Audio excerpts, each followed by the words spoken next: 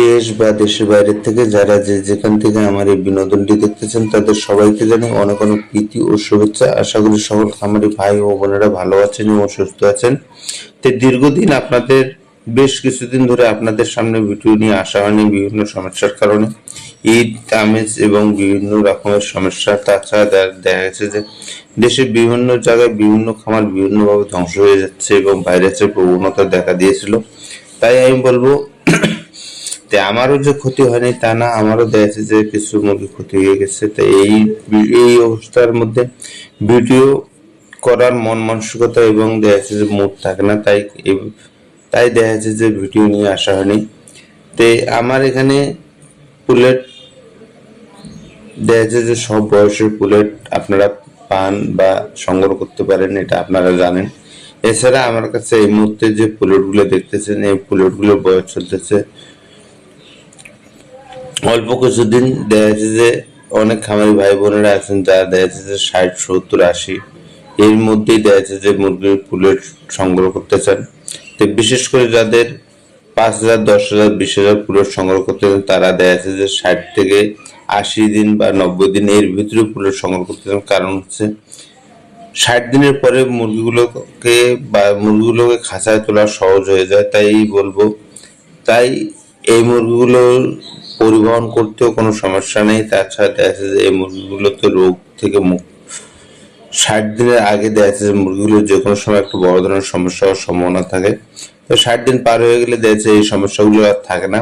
তাই দেখা যাচ্ছে যে 60 দিনের পর ম্যানুয়ালি যে ভ্যাকসিনগুলো আছে, লাইটিং শিডিউল যেটা আছে, খাদ্যের যে পরিমাপ আছে, এছাড়া দেখা যাচ্ছে যে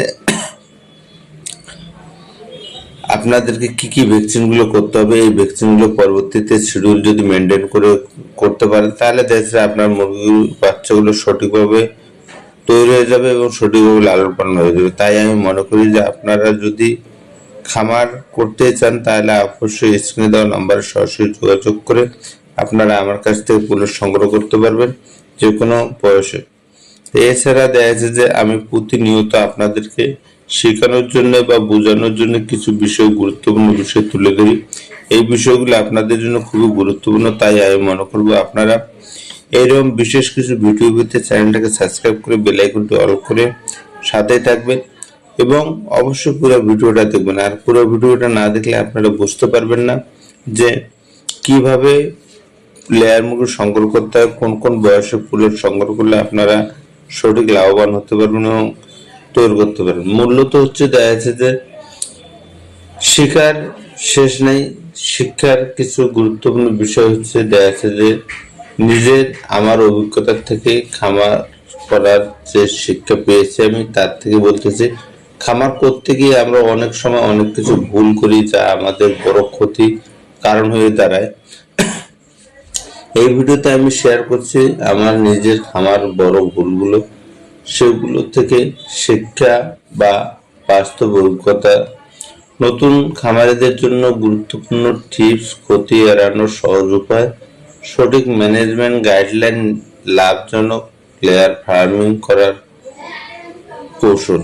তো এই বিষয়গুলো আপনাদেরকে জানা থাকতে হবে, তাহলে দেখা যাচ্ছে যে আপনারা সঠিকভাবে খামার করতে পারবেন এবং আপনার খামার লাভবান করতে পারবেন। এর আগে আমি বলছি যে বিষয়গুলো, সেটা হচ্ছে দেখা যাচ্ছে যে আপনারা যদি বেশি পুলেট সংগ্রহ করেন সেক্ষেত্রে আপনারা 60 থেকে 70 বা 80 দিন এর মধ্যে পুলেট সংগ্রহ করবেন। তাহলে এই পুলেটগুলো সংগ্রহ করলে সুবিধা হচ্ছে আপনারা খামারে নিয়ে যাওয়ার পর মুরগিগুলো সরাসরি খাঁচাতে উঠাতে পারবেন।